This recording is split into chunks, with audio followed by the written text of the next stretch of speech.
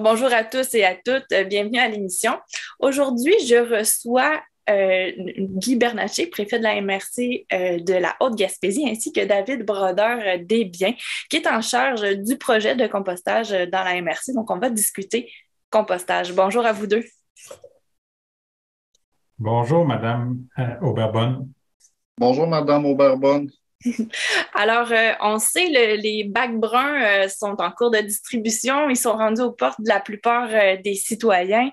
C'est parti pour le compostage en Haute-Gaspésie. Alors, dites-moi tout d'abord, côté tout à fait technique, à quelle date on va commencer les collectes? Les collectes vont commencer dans la dernière semaine de novembre, du 28 novembre au 2 décembre, en fait. Puis, les calendriers sont encore en production. On devrait pouvoir les approuver cette semaine pour qu'ils puissent être distribués aux citoyens. Très bien. Donc, c'est une nouvelle tâche à faire pour les citoyens. Maintenant, on sait que les résidus alimentaires, les résidus de jardin ne se retrouveront plus dans la poubelle. Qu'est-ce qu'on peut mettre exactement dans le bac brun? Ben, en fait, il y a beaucoup de choses, puis ça serait quasiment plus simple de dire, en fait, qu'est-ce qu'on peut pas mettre D'accord. dans le bac brun. Puis, entre autres, dans le fond, qu'est-ce qu'on peut pas mettre? C'est tout ce qui est couches, tampons, serviettes hygiéniques, les lingettes là, qu'on utilise normalement. Évidemment, les espèces exotiques envahissantes, si on veut pas qu'ils envahissent encore plus notre territoire. Tout ce qui est plastique, sac en plastique, plastique tout court, même biodégradable ou compostable. Le styrofoam, bien évidemment. Ben, tu sais, dans le fond, ce qui est pas organique comme la vaisselle, les charpies de sécheuse, ce qu'on retrouve dans notre aspirateur, les liquides, puis aussi les animaux morts, puis tout ce qui est comme plus minéral, là, comme de la roche, du gravier, des briquettes de barbecue, ce qui est finalement un peu logique de ne pas mettre dans notre compost.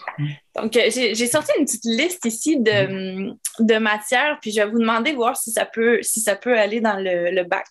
On est habitué, quand on fait du compost dans notre cour, par exemple, de ne pas mettre nos os de viande dedans parce que, bon, ça prend beaucoup de temps à se décomposer. Dans le bac brun, est-ce qu'on peut mettre les os puis la viande? Ben, en fait, oui, les matières qui sont acceptées, là, tout comme, par exemple, les résidus de crustacés ou de poissons, d'ailleurs. Donc, les En fait, carapaces de homard, ça pourrait aller dans le bac brun. absolument. Parfait. Maintenant, les mouchoirs, les essuie-tout, donc tous ces papiers-là qu'on utilise pour faire le ménage ou pour se moucher.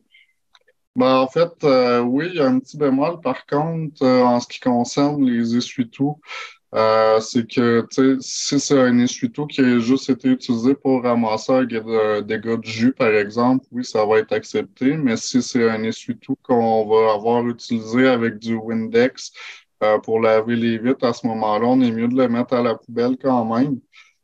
C'est sûr que si on lave les vitres avec du vinaigre, à ce moment-là, il n'y a pas nécessairement de problème, mais il faut juste s'assurer qu'il n'y ait pas de produits chimiques qui aient été en contact avec l'essuie-tout. Parfait. Puis si j'ai un gros rhume, puis que je me suis mouchée, je peux mettre mon mouchoir sans, par exemple, craindre de contaminer ceux qui vont les employer au centre de compostage. Ben, en fait, oui, ça serait acceptable. Le seul X, c'est que, tu sais, évidemment, eux vont devoir effectuer un certain tri rendu là-bas. On s'entend qu'ils vont être équipés en conséquence aussi. Mais si on le fait comme il faut, ils n'auront pas besoin de se mettre nécessairement les mains directement dans les tas qui vont arriver. Ça fait qu'à ce moment-là, c'est pas, il y a pas nécessairement de danger pour eux autres. Ça fait que ces mouchoirs-là seraient acceptés. Puis d'ailleurs, avec le processus de compostage, puis tout ça, ça chauffe assez pour éliminer ces bactéries-là là, au fil du temps de la maturation finalement de la matière organique pour devenir un compost. Parfait. Les boîtes de pizza, on sait qu'on ne peut pas les mettre au recyclage la plupart du temps parce que le carton est souillé, là, il est imbibé de gras. Est-ce que vous allez le prendre dans le bac brun? Oui, les boîtes de pizza, c'est accepté dans le bac brun, tout comme les papiers qui ont été souillés par des aliments, en fait. Puis, tu sais, ce qu'on recommande de faire, c'est d'enlever la partie de la boîte de pizza qui a pas été tachée par de la pizza en tant que telle. Mais sinon, c'est pas si grave que ça si on la met au complet. Je veux dire, c'est mieux que de l'envoyer à la poubelle. Parfait. Maintenant, les cendres de poêle à bois, est-ce que vous les acceptez? Ben, je me Oui, permettrais de répondre, David, si tu veux bien. ben Oui, vas-y. moi, à ma grande surprise, on les accepte. Puis, comme plusieurs en Haute-Gaspésie, on chauffe, on a un chauffage d'appoint avec des poêles à bois. Puis, en étant tout nouveau utilisateur du bac brun, moi, je peux dire, d'autant plus qu'on peut les utiliser, puis on peut s'en servir aussi pour faire différentes couches dans notre bac. Moi, c'est ce que j'ai décidé de faire. J'ai déposé mes cendres dans une chaudière pour ça. Puis un coup, bien sûr, on dit c'est au moins 7 jours de refroidi au moins 7 jours. Puis après ça, on s'en sert des fois pour en mettre par-dessus les aliments qu'on va avoir jetés. Ça permet d'avoir des sous-couches, différentes couches dans notre bac brun pour éliminer les odeurs. Donc, je fais un appel à ceux qui chauffent au bois, que vous servez dans votre cendre comme ça, de cette manière-là, et même en garder pour l'été prochain peut-être un contenant, puis des fois saupoudrer de la cendre au fur et à mesure que vous allez jeter des aliments pour pas avoir d'odeur. Puis, les menuisiers, les brintis, les copeaux de bois quand on fait du planage ou des travaux de menuiserie, s'il n'y a pas d'autres objets là, qui se récupèrent pas dedans, bien qui se compostent pas dedans, bien sûr, ça aussi, le brinti peut très bien servir à faire des multicouches dans notre bac brun pour atténuer les odeurs. Je tenais à le dire parce que justement, j'ai commencé à faire ça, puis je voulais quand même emmener ce témoignage-là. Puis j'ai été surpris de voir qu'on pouvait mettre nos cendres de poêle dans le bac brun. Donc, c'est pour ça que j'ai pris la parole, David. Ben, il n'y a pas de problème, puis c'est très bien parce qu'en réalité, c'est exactement ça. C'est exactement ça le point, en fait, avec les cendres. C'est juste qu'il faut évidemment les laisser refroidir un bon 7 jours avant pour éviter que le camion prenne en feu quand il va faire la collecte. Ça va de soi. Puis vous m'avez devancé d'ailleurs, M. Bernacci, justement avec vos trucs pour prévenir les odeurs, parce qu'on sait la collecte du bac brun, bon, entre la collecte, entre les différents ramassages du bac, c'est des matières qui se composent. Hein. Il y a de la vie qui s'installe là-dedans, donc c'est très bon d'avoir des trucs contre les odeurs, comme justement ajouter soit de la cendre ou des copeaux. Donc, c'est ça. Je reviens d'ailleurs à ce qu'on peut mettre dans le bac. Il y en a qui vont mettre leur compost dans différents types de sacs. On voit des sacs un peu partout dans le commerce, soit en papier, des sacs qui sont dits compostables, des sacs qui sont dits biodégradables. Comment on s'y retrouve dans tout ça? Est-ce qu'on a besoin de sacs pour mettre les choses dans le bac? Ben, c'est absolument pas nécessaire, en fait, d'avoir un sac. C'est sûr qu'il y en a qui vont préférer en avoir pour des questions de propreté de leur mini-bac ou de leur poubelle qu'ils utilisent pour faire le compostage. Mais on peut prendre aussi juste du papier journal pour envelopper un peu en papillote les restants qu'on a ou en tout cas toutes les matières qu'on a dedans. En ce qui concerne les sacs qui sont dits biodégradables ou compostables, en fait, je l'avais mentionné au départ, mais la nuance, c'est que si c'est en espèce de plastique qui est compostable ou biodégradable, ça ne sera pas accepté à la plateforme pour la simple et bonne raison que les matières là-dedans vont mal se mélanger d'une part, puis les sacs se décomposent pas au même rythme que le reste de la matière organique. Ça fait que ça l'emmène comme des défis supplémentaires au niveau de l'exploitation de la plateforme.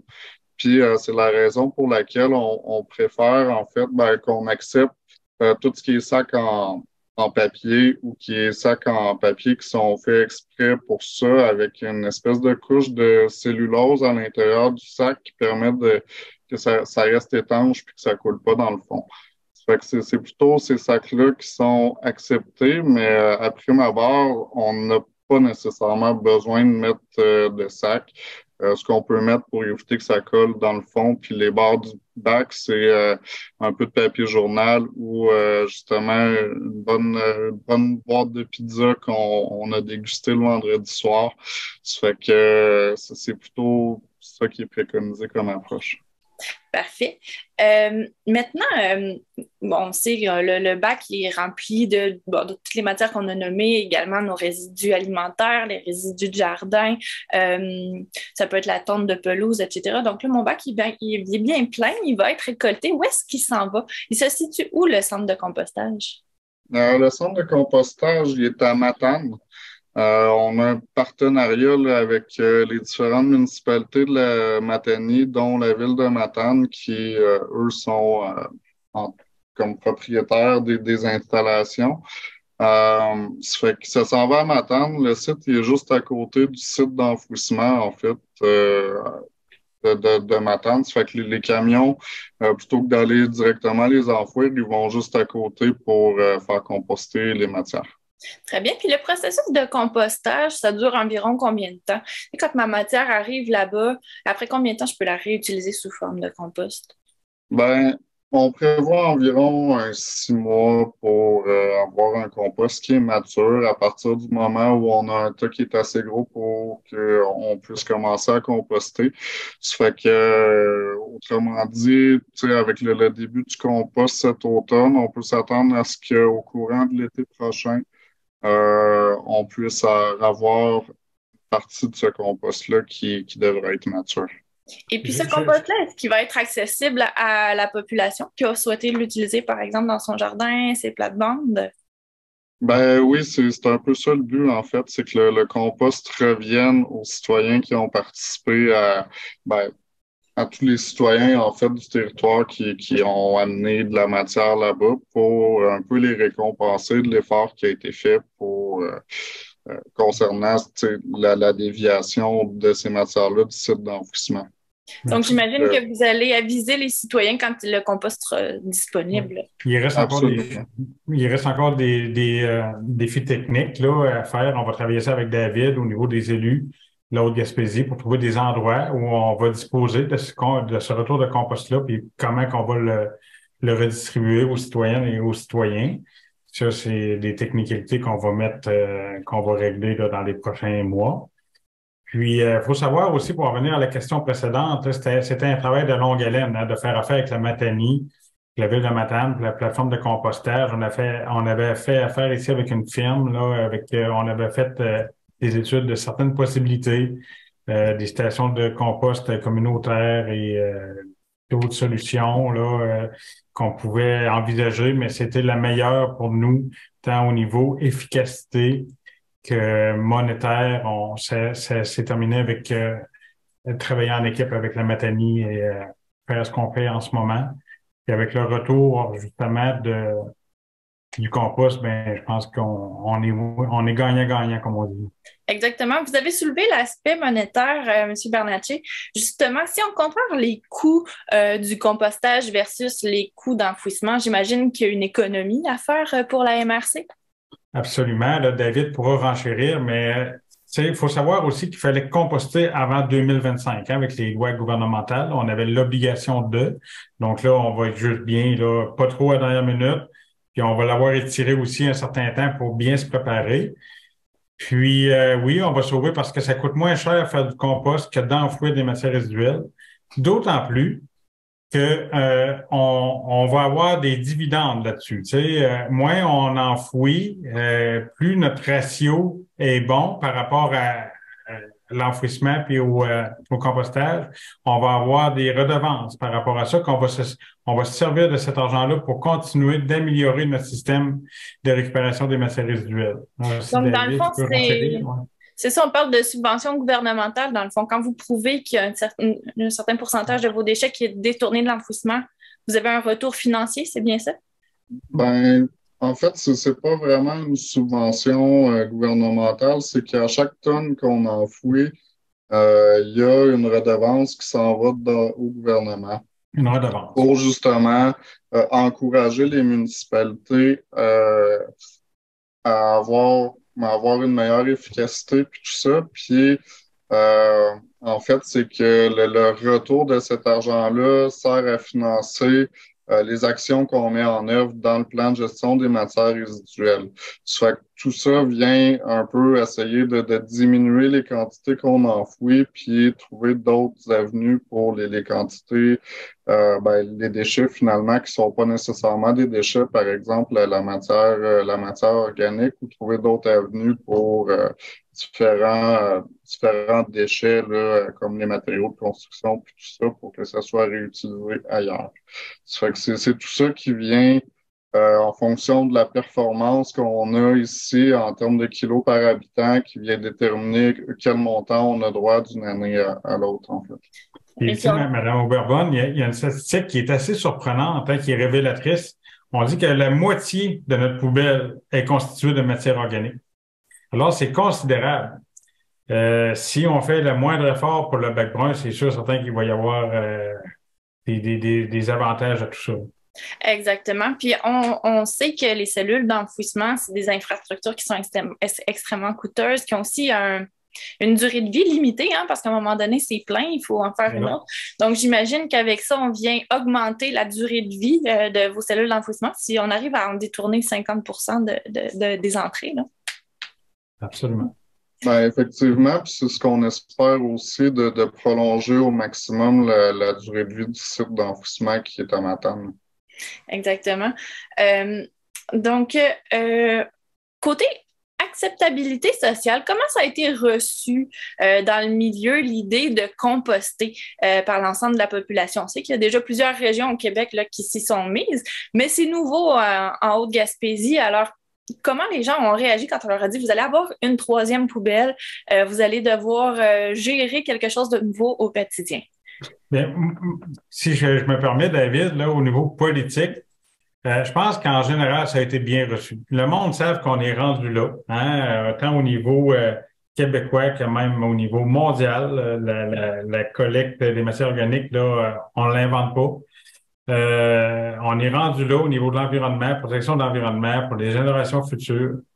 Maintenant, c'est sûr et certain qu'il y a des inquiétudes, il y a beaucoup de questionnements, mais on est là pour répondre aux questions. Tantôt, je laisserai la parole à David là, pour ce qu'on fait aussi au niveau de la MRC pour la communication. Mais ce que je peux dire, c'est ça va être un travail d'équipe, tout le monde ensemble, la collectivité, de faire en sorte que ça fonctionne bien.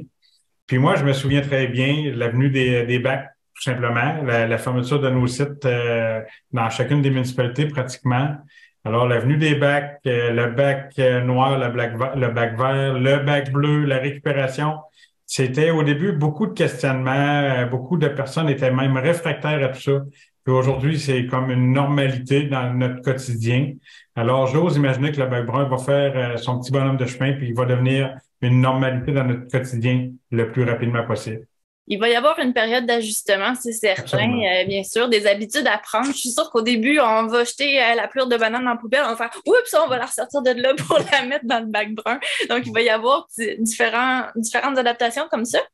Mais je suis certaine aussi qu'un jour, on va se retrouver avec quelque chose dans les mains en se demandant « Mais où est-ce que je mets ça? Qu'est-ce que je fais avec ça? » Est-ce qu'il y a moyen d'avoir une réponse auprès de la MRC Absolument. Puis je laisserai la parole à David, puis j'inviterai David même à parler des ressources qu'on va y avoir qui vont faire justement de la représentation sur le terrain. Parfait. Ben oui, en fait, il y a plusieurs choses qui ont été mises en place pour répondre à cette question-là. En fait, là, il y a d'abord le site de bacbrun.com qui est super bien fait puis qui répond à toutes les questions. Si on est un peu moins Internet aussi, il y a la ligne 1833 Bac Brun qui permet de parler à quelqu'un puis de répondre à ces questions-là.